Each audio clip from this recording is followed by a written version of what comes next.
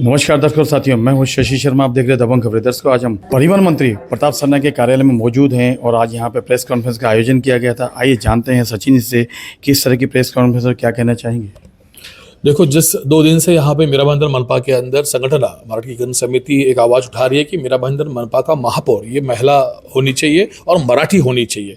तो ये बात से हम सभी लोग खुश भी है, क्योंकि मीरा भाईंदर मनपा हो ये महाराष्ट्र के अंदर आती है और महाराष्ट्र में मराठी उम्मीदवार अगर महिला महापौर बनती है तो इसका स्वागत रहेगा। लेकिन जिस तरीके से संगठन काम कर रहा है, जिस तरीके से एकीकरण कमेटी ये पूरे चुनाव के अंदर हमें दिखाई दी, वो कुछ ना कुछ कहीं ना कहीं संदेहजनक था, क्योंकि यही एकीकरण समिति है जिन्होंने भाजपा कार्यालय में बैठ के शिवसेना के उम्मीदवार जहां जहां बहुत बड़ी संख्या से चुन के आने वाले थे, पूरा माहौल था, लोग शिवसेना के साथ में थे, वहीं पे प्लानिंग करके पूरा नियोजन करके वहाँ पे उबाटा के उम्मीदवार उन्होंने खड़े किए, उनको रसद भी पहुंचाई और चुन के भी वो लेके आए। और वो चुनने के बाद वहाँ पे मतों का इतना अच्छा विभाजन उन्होंने प्लानिंग से किया कि वहाँ भारतीय जनता पार्टी का झंडा लहराया। तो ये सभी के सामने है। एकीकरण समिति ये असल में मराठी के लिए काम करती है, किसी और पार्टी के लिए बी टीम करके काम करती है। तो यही हमारा मुद्दा था कि इस चीज़ का हम विरोध करेंगे। लेकिन ये जो संगठन है, इनको हम लोग ये कहना चाहेंगे, पूछना चाहेंगे कि ये ही मीरा भाईंदर महानगर पालिका में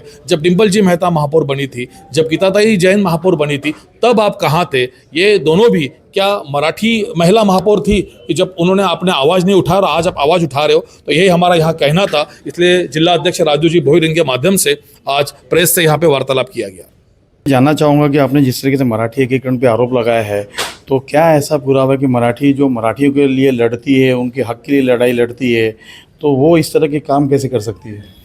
देखो, ये उनसे ज़्यादा अच्छी तरह आपको पूछना पड़ेगा, उनका मनसूबा क्या था, क्यों ऐसा उन्होंने किया। क्योंकि हमने हमेशा पिछले बार भी जब मराठी अमराठी का वाद इसी मीरा भाईंदर शहर में उठा था, सारे मराठी लोग, मैं खुद मराठी कार्यकर्ता हूँ, इस पार्टी का प्रमुख हूँ, इस पार्टी का विधानसभा का, हम सब खुद कंधे से कंधा मिला के और मराठी विषयों पे आवाज़ उठा रहे थे। और संगठन ने जो उन्होंने पूरा मराठी का मोर्चा निकाला था, हम सब उसके साथ में थे, मंत्री महोदय खुद वहाँ मौजूद थे। तो जब वो अच्छा काम करते हैं तो पूरे के पूरे सारे पार्टी के सारे मराठी लोग उनके साथ में हो जाते हैं। लेकिन जिस तरीके से उनका इस चुनाव में रवैया दिखाया गया, कुछ सामने चीज़ें आई है, प्रूफ भी कुछ मिले, अगर आप आंकड़ों की भी संख्या देख लो तो हर पार्टी को जिस तरीके से मतों का विभाजन किया गया है, तो ये असल में मानना पड़ेगा कि वो जो उन्होंने किया बहुत गलत किया और उसका नतीजा उनको भविष्य में देखने को मिलेगा। शिवसेना के जिलाध्यक्ष राजू भोईर जी साथ में हमारे, उनसे जानना चाहेंगे कि जिस तरीके से रस्साकसी चल रही है महापौर बनाने के लिए कि मराठी महापौर बनना चाहिए, और अभी हाल ही में कोकण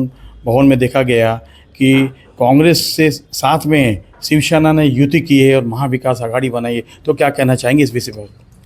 देखिए, मीरा भाईंदर शहर ये मिनी इंडिया है बोला जाता है। सभी समाज के, सभी धर्म के, सभी प्रांत के लोग यहाँ पर रहते हैं और आज तक सभी एक दूसरे के साथ में भाईचारे में रहते हैं।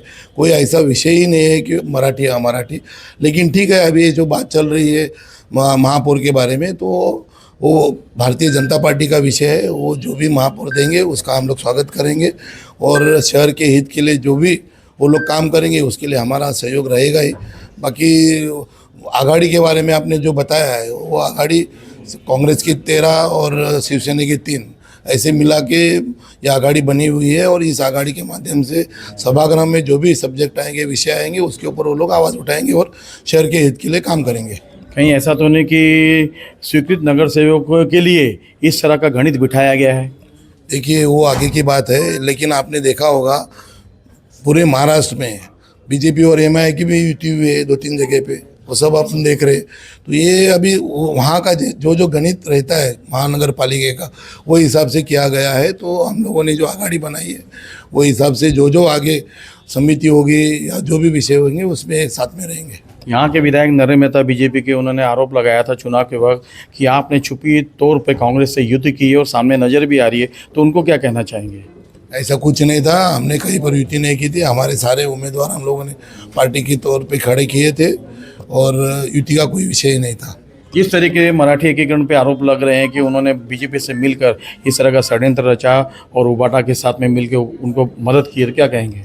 देखिए, अभी सबको पता है, मैंने अभी बताया कि मीरा भाईंदर एक मिनी इंडिया बोला जाता है, सभी समाज के लोग रहते हैं। तो अभी मराठी एकीकरण को अभी एक विषय सामने लाने की क्या ज़रूरत थी? इसके पहले भी गीता जैन मैडम थी, उसके बाद में डिम्पल मेहता महापौर थी, तो उस टाइम पे उन्होंने कुछ भी आवाज़ नहीं उठाया। अभी ये कहीं ना कहीं मीरा भाईंदर शहर का वातावरण ख़राब करने के लिए, लोगों में एक दूसरे के साथ में द्वेष निर्माण करने के लिए लोगों ने जो हिंदी मराठी का विषय लाया है, ऐसा कुछ भी नहीं है। सभी समाज के लोग एक साथ में रहते रहेंगे और हम लोग शांति के हिसाब से इस शहर में कार्य करेंगे। राजू साहब, मैं आपसे लास्ट क्वेश्चन पूछना चाहता हूँ कि जिस तरीके से आपने कहा मराठी एकीकरण दम भरती का मराठियों के लिए करते हैं, लेकिन आज दिन तक उन्होंने मराठियों के लिए, युवाओं के लिए क्या किया, उसके बारे में जानकारी देंगे? देखिए, अभी यहाँ पर वैसे देखे जाए तो भूमिपुत्र जो थे सब मराठी, उनके ज़मीनों पे जितना जो आघात हुआ है, जो तकलीफ हुई है, उसके ऊपर तो उन्होंने कभी आज तक आवाज़ उठाया नहीं। ऐसे मुद्दों पे उन्होंने आवाज़ उठाना चाहिए कि जिनके ऊपर अन्याय हुआ है, ना कि ये सब महापौर और ये तो क्या है, लोगों ने जो मैंडेट दिया है वो हिसाब से पक्ष अपना महापौर करने वाली है, लेकिन जो अन्याय जिसके ऊपर हुआ है उसके मराठियों के ऊपर, उसके ऊपर उन्होंने आवाज़ उठाना चाहिए, ऐसा मेरा मानना है।